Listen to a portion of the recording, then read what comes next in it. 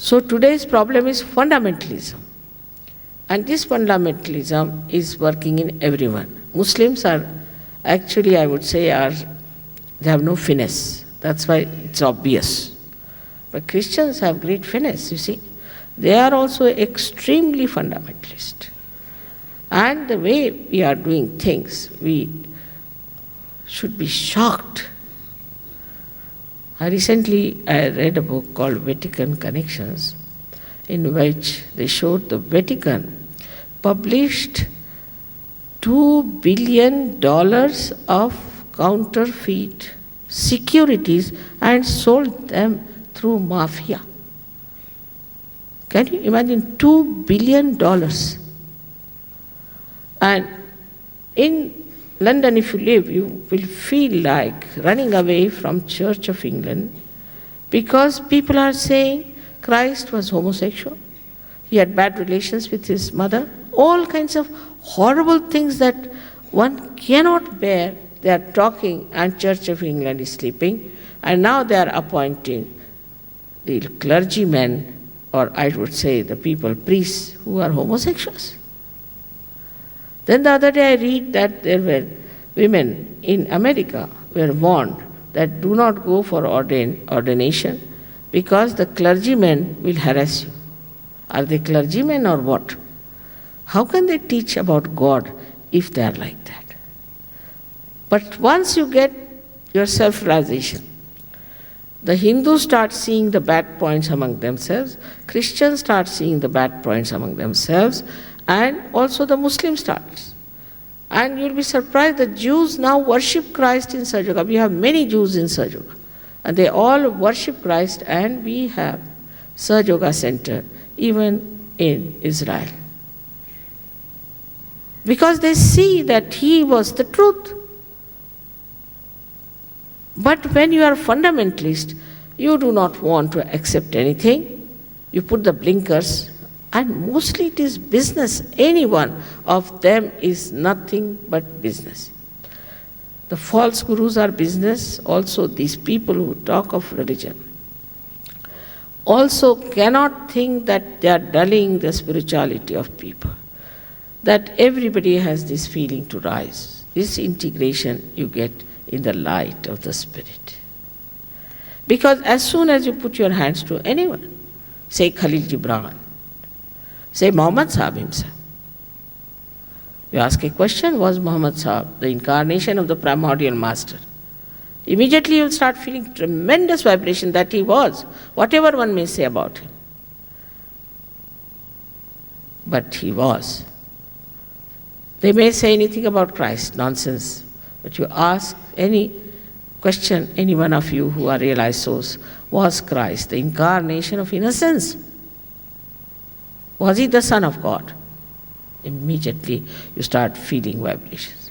But if there is a false guru, a false personality, a false man, you ask the question, and immediately you will feel the heat, sometimes even the burning from that person. This is how you know the absolute truth about any person, about any situation, about any book or any kind of ideologies. Whether it is truth or not only can be verified and judged through your vibrations, because there is spirit flowing through you. There are many people who are just mercenary, working for money, doing all kinds of nonsensical things. But ultimately you develop that personality of self-respect within you, and you think, what am I doing? Is this the way? Even that thinking is not required. We just drop that, all nonsense. I know people who have dropped their jobs, which were mercenary, which were wrong type of jobs in the mafias and all that. They have come to Sahaja. And now they have proper, sensible, dignified jobs.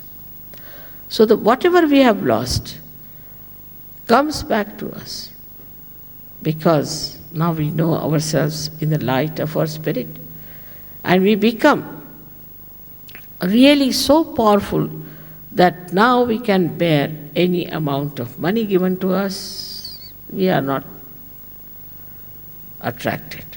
Any amount of power given to us, we are not attracted. Any amount of promises or anything, we are not bothered. Because we have risen above all these things. And we can see very clearly that what is most important is our spirituality, our virtues. And we start enjoying our virtues. People always talk about peace foundations. I've seen those people because of my husband who have been given Nobel Prizes and all that, but they have no peace within themselves. I don't know how they get these prizes just to have them outside going around. Peace foundation. Peace is within yourself. Those who do not have peace within themselves, how can they spread peace? How can they give peace to others? But once you get your realization, you become a peaceful personality. But greatest above all, the spirit is the source of pure knowledge. Absolute knowledge, pure knowledge about anything. So immediately, because it is in your awareness, you know what is the correct thing to do, what is the righteousness, how to be on the right path. Because you also get the strength to be on the right path. You have that strength to become a powerful personality. You remember Christ standing before Mary Magdalene. And he said that those who think have not committed sin can throw a stone at her. And everybody stood back. But he said, throw the stone at me. He didn't say at her. He said, throw the stone at me. What a courage. After all, what has got a saint to do with a prostitute? Nothing. But his courage, because they are not afraid of anyone but for God. And they are not afraid, it's the respectful awe for God that they have. So this is the state we have to achieve of such personality. But your attention itself gets enlightened. This is the best part of it. A person who has really evolved to that state, even a glance of this person can cure someone, can bring peace to someone, can satisfy someone, even a glance.